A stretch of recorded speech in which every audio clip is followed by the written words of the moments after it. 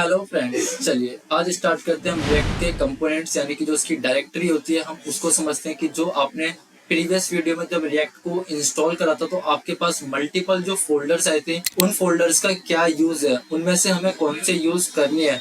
अगर हम कोई पैकेज डाउनलोड करते हैं तो वो कहाँ जाएगा, अगर हम कोई बूटस्ट्रैप हो गया, सीएसएस हो गया, टेलविंड हो गया, अगर हम इंस्टॉल करते हैं तो वो कौन से फोल्डर के अंदर स्टोर होते हैं। तो देखते हैं हम, जैसे कि आपने प्रीवियस वीडियो में जब रन कराया था तो आपके पास फर्स्ट पेज ये आया था जो मैंने आपको बताया था कि आपकी app.js वाली फाइल रन होती है। आपने जैसे ही अपने रिएक्ट को इंस्टॉल करा था आपके पास कुछ इस टाइप्स के फोल्डर्स मिले थे और आपको बाय डिफॉल्ट जो रन होती है आपकी फाइल वो app.js ये वाली थी। अगर हम इसकी डायरेक्टरी की बात करें तो सबसे पहले मेरे को जो यहाँ पर दिख रहा है वो दिख रहा है package.jsn और packagelog.jsn।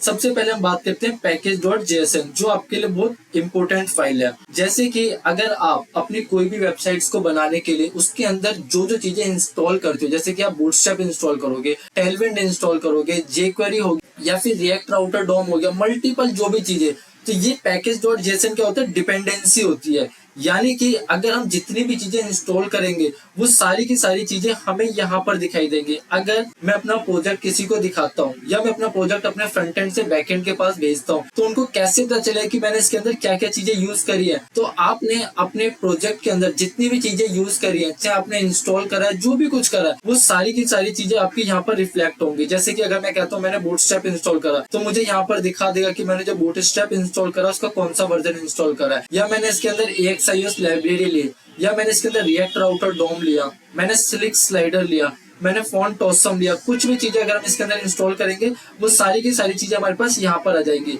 तो package.jsn क्या होता है, ये डिपेंडेंसी होती है। जितनी भी चीजें आप इसके अंदर इंस्टॉल करोगे सारी की सारी चीजें आपको यहाँ पर शो हो जाएंगी। अब शो तो यहाँ पर हो जाएंगी, लेकिन आप जितना भी कंटेंट इंस्टॉल कर रहे हो उसका जो आपके पास फोल्डर आएगा यानी कि उसका जो डेटा आएगा वो सारा का सारा आपके पास नोड मॉड्यूल्स के अंदर आएगा। अगर मैं बात करता हूँ मैंने इसके अंदर बूटस्ट्रैप इंस्टॉल करता हूँ, जो फोल्डर है सारा का सारा मेरे पास यहाँ पर आएंगे। फॉन्ट ऑसम्स के फोल्डर मेरे पास नोड मॉड्यूल्स में आएंगे। तो जितना भी फोल्डर स्ट्रक्चर है वो सारा का सारा आपको जो मिलेगा वो नोड मॉड्यूल्स के अंदर मिलेगा, और जो उनके कंटेंट की आपके पास कौन सा वर्जन है, जो भी सारी चीजें वो आपको मिलेंगी package.jsn में।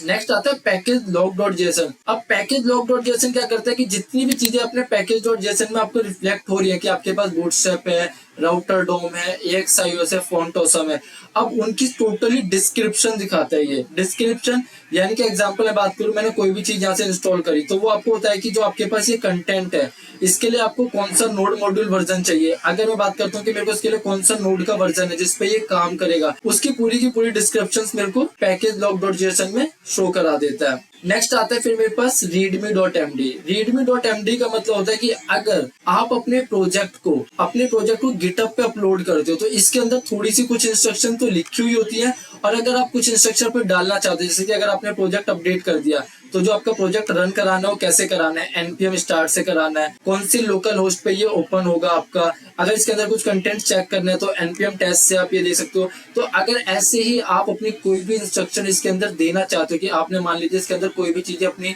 इंस्टॉल करी है, अपडेट करी है, वो किस तरीके से आप रन कराओगे, तो अगर आप गिटहब पे अपडेट करते हो तो उसके अंदर थोड़ी जो भी आपकी इंस्ट्रक्शन है वो सारी की सारी आप readme.md में लिख सकते हो।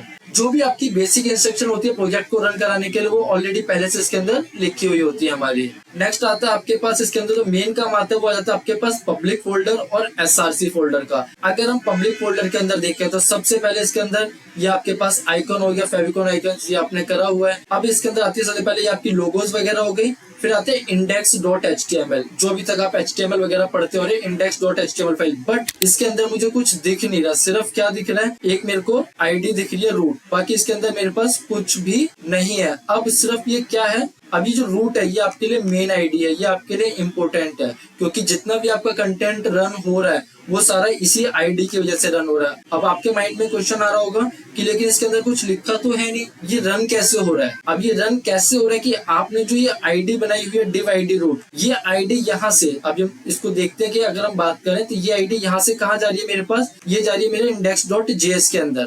index.js में आप देख सकते हो यहाँ पर एक रूट बनाया हुआ है, और index.js जैसे कि हमने प्रीवियस वीडियो में बात करी थी कि बाय डिफॉल्ट जो फाइल रन होती है, बाय डिफॉल्ट फाइल रन होती है app.js वाली, जो app.js का कंटेंट है।